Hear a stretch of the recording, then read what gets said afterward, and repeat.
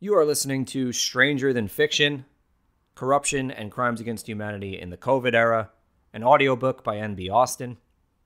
Chapter 3, Censorship. This is a free audiobook, but if you enjoy what you're listening to, you'd like to cut ahead quicker, you want to have access to all the citations, it's also available in ebook and paperback on Amazon. Even if reading is not quite your thing and you prefer to listen, buying a copy would be a great way to support and is much appreciated. Now, without further ado, let's begin. Censorship was an official policy of the U.S. government and its public health organizations overseeing the COVID response. They legally enforced this censorship in collusion with private enterprise. This is not hyperbole. As we saw in the Amnesty International review on policing in the prior chapter, police in many countries are being used to physically arrest and intimidate people for publicly criticizing the pandemic response. However, the tactics used to silence dissent are much further reaching than this. Those tactics, which we will outline in this chapter, have come not just from the public sector, but also from an unholy union of public and private. And this criminal conspiracy, which in the United States is the most blatant possible violation of the First Amendment, has been openly and proudly stated on several occasions. Quote, "In terms of actions, Alex, that we have taken, or we're working to take, I should say, from the federal government, we've increased misinformation research and tracking from within the Surgeon General's office. We're flagging problematic posts for Facebook that spread disinformation. We're working with doctors and medical professionals to connect medical experts who are popular with their audiences with accurate information and boost trusted content, so we're helping get trusted content out there." End quote. Biden regime Press Secretary Jen Psaki, July 2021. Quote, "Providing for Facebook and other platforms to measure and publicly show the impact of misinformation on their platform and the audience it's reaching. Also, with the public, with all of you, to create robust enforcement strategies which bridge their properties and provide transparency about rules. You shouldn't be banned from one platform and not others, if you for providing misinformation out there." End quote. Jen Psaki the next day. I could provide quotes by more than just the press secretary too. This brazenness is not isolated to her, but we will get to similar examples as we go. For now, what she is flaunting is as illegal as it is immoral. It is an open confession of criminal corporate governmental collusion. What she refuses to acknowledge when discussing this anti-science, illogical, un-American idea of misinformation is that over the course of the pandemic, the large majority of censored sources are the very, quote, doctors and medical professionals she refers to. In fact, the term misinformation itself seems to be a weapon in this psychological censorship war just as much as the term conspiracy theorist was weaponized by the CIA to similarly justify dismissal and silencing of dissent. And the truth is that in many ways during the COVID era, it's worked. The following are just a few of thousands, or as we will find, millions of documented examples of esteemed doctors and medical professionals being censored by what we have now seen is a confession of an illegal government corporate union to bury dissent. 1. The Great Barrington Declaration, signed by 14,879 medical and public health scientists and 43,804 medical practitioners, as discussed previously, was censored by Google and Reddit. 2. Famed epidemiologist and early opponent of lockdowns, Martin Kulldorff, was censored by Twitter and LinkedIn. 3. Inventor of mRNA technology, Robert Malone, was censored by LinkedIn and YouTube. 4. America's Frontline Doctors, representing a coalition of 600-plus medical professionals, was censored by Facebook. 5. The spirit of censorship carried into the medical profession as well, with Dr. Mary Talley Bowden having been suspended and forced to resign her hospital privileges at Houston Methodist Hospital over the hospital's slanderous opposition to her successfully treating, quote, more than 2,000 patients with ivermectin. 6. Dr. Merrill Ness had her license suspended and was ordered to undergo a psychiatric evaluation by the Maine Board of Licensure in Medicine for prescribing patients ivermectin and hydroxychloroquine. 7. Dr. John Witcher, Mississippi physician since 1996, was allegedly threatened with license revocation over opposition to the COVID inoculations. 8. Dr. Andrew Kaufman was censored by YouTube. 9. YouTube also admits to having censored more than 1 million COVID-related videos. The dangers of censoring the very types of doctors and experts Psaki refers to seem obvious. Unfortunately, the regime she served admitted to aiding and abetting these censorship efforts despite those dangers. What has been clear to many as a result is that, quote, misinformation simply means information the regime disagrees with, especially since there is no shortage of experience or credentials amongst those who do disagree, my own included. In later chapters, we will elaborate on the damage this has caused because of just how wrong they were. But so far, we saw this already as it related to the lockdowns and the support of authoritative sources for those disastrous measures. Based on this alone, we can already see without question that the people pushing this notion of, quote, misinformation do not have anyone's best interest at heart. And even without analysis of any kind, this is apparent simply by their intentional prevention of people's access to all points of view, which would be necessary for a person to truly draw informed conclusions on matters of science especially. For example, one need only look at Anthony Fauci's monthly change of opinion on mask wearing or the Food and Drug Administration's past approval of Quaaludes. Among many other times, these organizations changed a stance on something. And it is okay to change stances on things if all you are doing is making recommendations. That, of course, is what science is. It changes all the time, and any past conclusion can be disproven with any new observation. However, this is also what makes any particular scientific conclusion's enforcement or coercion completely immoral, but also illegal. And this is laid out in the Nuremberg Code, which those who engage in censorship are in violation of. Quote, 1. The voluntary consent of the human subject is absolutely essential. This means that the person involved should have legal capacity to give consent, should be so situated as to be able to exercise free power of choice without the intervention of any element of force, fraud, deceit, duress, overreaching, or other ulterior form of constraint or coercion, and should have sufficient knowledge and comprehension of the elements of the subject matter involved as to enable him to make an understanding and enlightened decision. So, based on this passage, 2 questions. 1. Does censorship of dissenting opinions, which is what Psaki's quotes above confess engagement in, allow for a person's, quote, sufficient knowledge and comprehension of the elements of the subject matter involved? 2. If there is suppression of dissent or alternative points of view, can a person possibly make a, quote, understanding and enlightened decision? The answer to both questions is a resounding no. The U.S. government and the companies whose actions it apparently dictates have violated the informed consent of the American people in open abridgment of its own constitution. They were not alone, however. This took place all over the world. In the UK, for example, it got even worse in the form of the 2021 Online Safety Bill. Described as, quote, the flagship legislation to combat abuse and hatred on the internet, this law would create the concept of a, quote, knowingly false communication offense, which would criminalize those who send or post a message they know to be false with the intention to cause harm. The litany of problems with this criteria come from its intentional obscurity. For example, does it include sarcasm? How can anyone possibly prove a, quote, intention to cause harm from a limited online post that isn't a direct threat? They couldn't, and this brings us to the truth of the matter. Per Summit News, UK government sources gave the example of, quote, anti-vaxxers as a target of the bill. Do, quote, anti-vaxxers know the information they post to be false? The majority obviously believe what they are posting to be true, like 99% of people with an opinion would be expected to.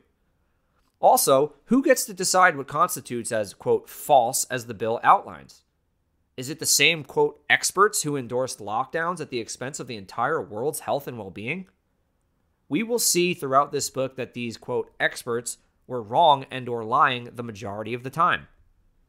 But the point remains. It is the opposite of science to suggest alternatives shouldn't be publicly hypothesized and tested. The hallmark scientific practice of peer review is essential for this very reason. So bills such as this are not drafted for science or public protection, but rather to control what is shared publicly to the narrowest possible selection of government-approved ideas. The Event 201 Pandemic Simulation Recommendation. In order to further understand how censorship became acceptable enough to openly declare it as a source of pride, we must dive into the premeditation to enforce it, specifically as it relates to a coronavirus outbreak. At this point, it is well documented that the Bill and Melinda Gates Foundation, the World Economic Forum, the WEF, and the Johns Hopkins University Bloomberg School of Medicine held a global pandemic preparedness simulation in the fall of 2019, immediately before the pandemic was identified. This exercise was called Event 201. What is not as well known is the content of Event 201's recommendations provided by the Bill and Melinda Gates Foundation and the WEF for global public health organizations to follow in response to such a pandemic.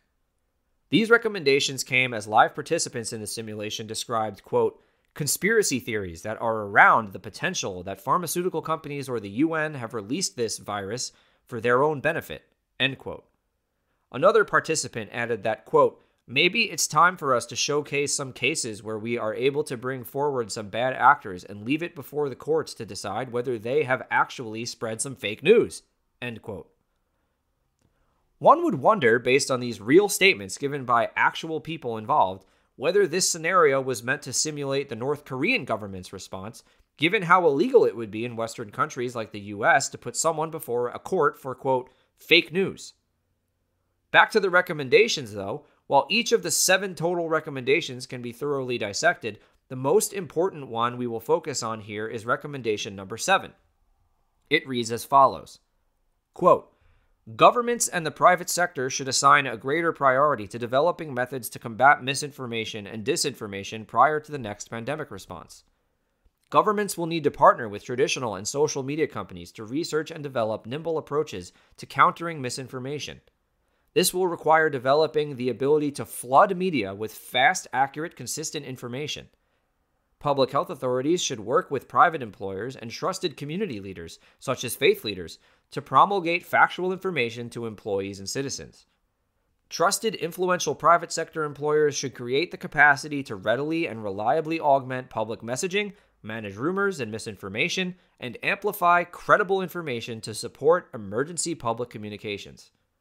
National public health agencies should work in close collaboration with the World Health Organization to create the capability to rapidly develop and release consistent health messages. For their part, media companies should commit to ensuring that authoritative messages are prioritized and that false messages are suppressed, including through the use of technology. End quote. It should go without saying that the opposite of authoritative is not false. Information can be both authoritative and false, as we've only just begun to demonstrate with Anthony Fauci. Yet, this recommendation by the Bill and Melinda Gates Foundation shows just how easy it is to pervert language in one's favor. As can be seen in the quote, the foundation openly ignores both laws against public-private collusion and corruption, as well as the separation of church and state, and for that matter, business. These ideas fly in the face of foundational Western principles and sovereignty in the name of a centralized global power structure as identified with the mention of World Health Organization coordination. I cannot tell you how many times over the past year and a half I have been asked, but if there is global deceit behind the pandemic, then how is it all coordinated? The aforementioned recommendation answers this question better than anything I can possibly think of. And we don't even have to assume bad intent to get there. Let's just pretend for now that all these actions had just been a long series of tremendous mistakes. Would this degree of centralization of authority lend itself to more catastrophe for each erroneous decision made by such a global authority or less? If the Netherlands prescribes the wrong treatment, for example, the world does not suffer the consequences of what the Netherlands previously deemed misinformation.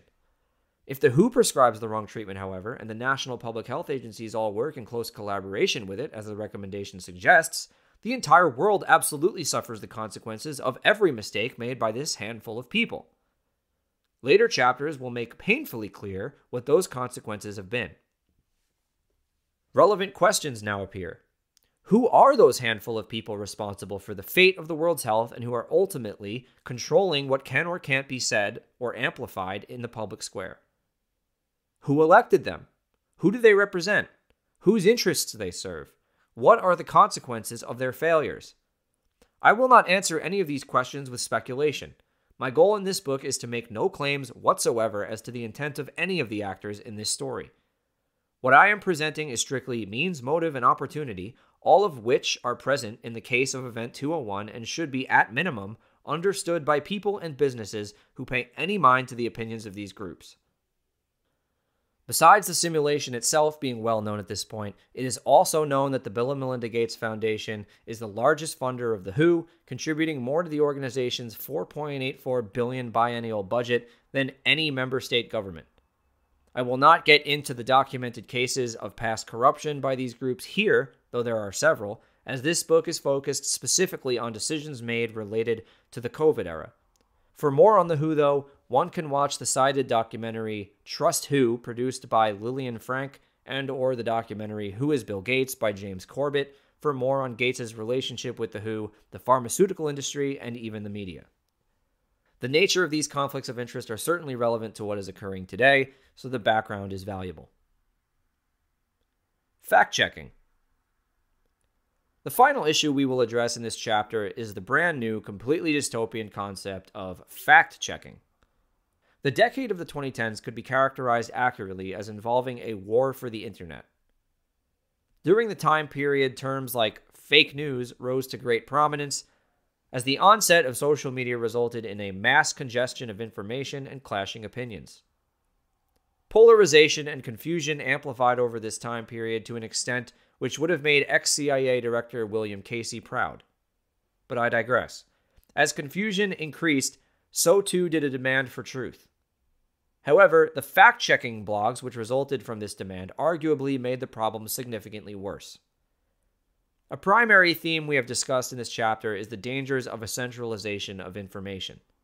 As we saw with Event 201, such control is readily attainable through financial conflicts of interest. So when considering the biases of any media, we must consider those conflicts. And they aren't hard to reason out. Think of any commercial break you've ever seen on cable TV. How many of the advertisements are for pharmaceuticals on average? If you're having a hard time remembering, here's a rundown of CNN's Q1 2018 spend for some of their top 15 advertisers. The total revenue for CNN's top 15 advertisers was $25.86 million, with pharmaceutical companies in the top 15 consisting of $7.61 million for a total of around 30%.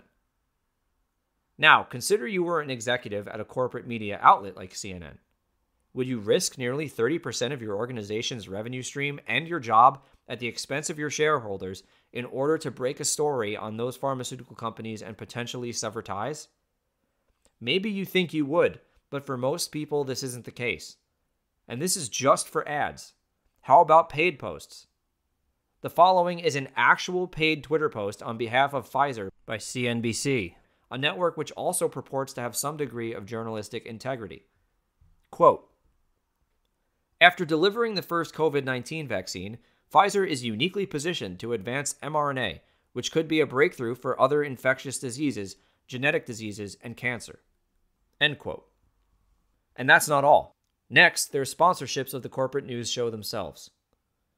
The following are some of the shows sponsored by Pfizer alone, possibly the most significant player in the manufacturing of the COVID shots.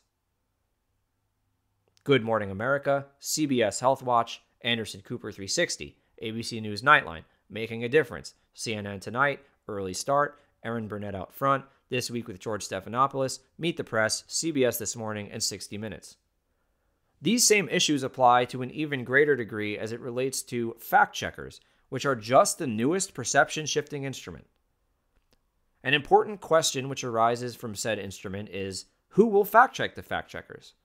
This question is answered in great detail by James Corbett in his investigative report of the same name. To summarize some of James's findings. Conflicts of interest. Reuters is part of the Thomson Reuters Corporation, which partners with the Bill and Melinda Gates Foundation on the Generation Africa Program 2020 and the Thomson Reuters Foundation. Africa Check, another fact-checking site which frequently debunks claims about Gates' well-documented escapades in Africa, is funded by the Bill and Melinda Gates Foundation and the Open Society Foundation. The International Fact-Checking Network is also funded by the Bill and Melinda Gates Foundation and the Open Society Foundation. Finally, Fact-checker NewsGuard was discovered to have been founded by prominent neoconservative oligarchs such as Tom Ridge, Secretary of Homeland Security under George Bush, and retired General Michael Hayden, the former CIA director, NSA director, and principal at the Bush-tied Chertoff Group. Fact-checkers also tend to fact-check selective bits of strawman claims.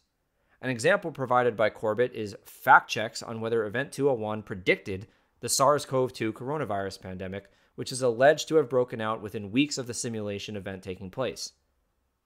It is obviously irrelevant whether or not Event 201 discussed a specific pandemic pathogen, even if it did discuss a novel coronavirus. The timing of the Event 201 pandemic outbreak simulation, coinciding exactly with what is believed to be a once-in-a-century pandemic outbreak, is incredibly suspect no matter what specific details were discussed. To fact-check specifics is intentionally misleading, pointless, and demonstrates a bias on the part of the fact-checker. Fact-checkers take actual stated plans and debunk them. An example of this comes from Reuters, who fact-checked an apparent claim that Bill Gates plans on using, quote, microchipped implants to fight the coronavirus.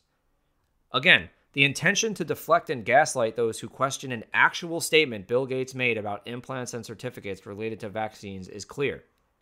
In the article itself, Reuters even admits as much when it acknowledges both a detectable quantum dot vaccine patch technology Gates has supported and a Reddit AMA where Gates said, quote, eventually we will have some digital certificates to show who has recovered or been tested recently or when we have a vaccine who has received it, end quote. These discriminatory goals identified by Gates' observers at the beginning of the pandemic are now clearly being implemented in real time, and Gates continues to profit from all of them. Outright falsity and/or dishonesty. In one of the most ironic of all fact checks, PolitiFact on January 31st, 2020 said it is true that, quote, the likelihood of people in the United States catching the virus is minimal, while calling false claims about, quote, the virus's source, conspiracies about its connection to biological warfare, information about its spread, and misconception about how to treat it.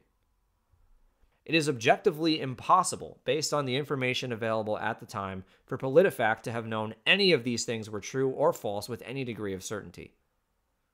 Experts' opinions were proven to not necessarily be facts or truth in an April 3rd, 2020 Time magazine article correction to previous article opinions on masks. Quote, a previous version of this article was based on expert guidance at the time of publication, but as the COVID-19 pandemic has grown in the U.S. in recent weeks, public health thinking has changed, end quote. What Time magazine is admitting here is that the facts, aka the opinions of sources who they deem credible and who others are entitled to the autonomous discernment of deciding if they feel the same, have changed. Another example is articles concluding mostly true or half-true facts which defy all logic and understanding of what the truth is. Another example was MSN publishing on January 1st, 2021 that Bill Gates was trying to dim the sun, then fact-checking themselves 2 months later on March 3rd. Bill Adair, founder of PolitiFact, admitted the following about PolitiFact truth rankings. Quote, yeah, we're human. We're making subjective decisions. Lord knows the decision about a truth-o-meter rating is entirely subjective, end quote. Thus affirming PolitiFact as a subjective entertainment platform. Reuters presented disagreement between scientists as, quote, misinformation and sourced its fact-checkers with an endless loop of its own, quote, fact-checks. It also slandered the scientist in question in the article as anti-vax, despite exhaustive claims regularly made by the same scientist that he is pro-vaccine. Reuters fact-checkers also admitted they mischaracterized Pfizer, BioNTech, Moderna, and J&J inoculations as approved when they were not approved in an article about why they feel the inoculations are not experimental, an egregious error given the subject and the implications on mandates, which is to be discussed. The Independent, November 4th, 2021. Quote, fact check, Ron DeSantis falsely claims vaccinated citizens without boosters could be declared unvaccinated and lose their jobs, end quote. Countries like Israel had already taken up this practice months before.